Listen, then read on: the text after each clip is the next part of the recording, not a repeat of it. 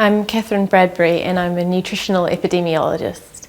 What we found is that people who eat red or processed meat daily have a 40% increased risk in developing bowel cancer compared to people who eat red or processed meat once a week or less. We looked at people who were participating in UK Biobank, which is a study of 500,000 middle-aged men and women throughout the UK, and so we found that people who ate red or processed meat daily were much more likely to get bowel cancer than those who ate it just once a week or less.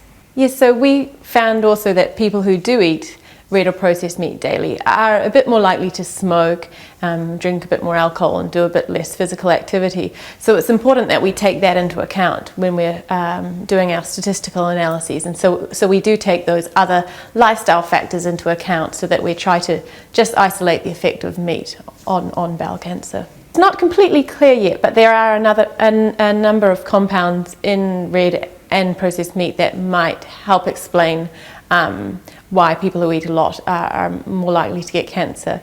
So some of them in processed meat, it's just might be simply the salt, the high salt content.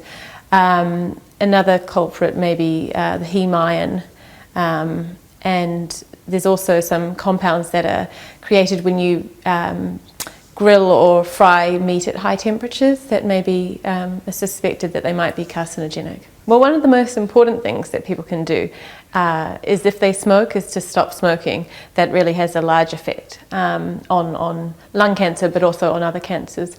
In terms of diet, I think if you do eat a lot of red and processed meat, it probably is a good idea to cut down, to reduce your intake.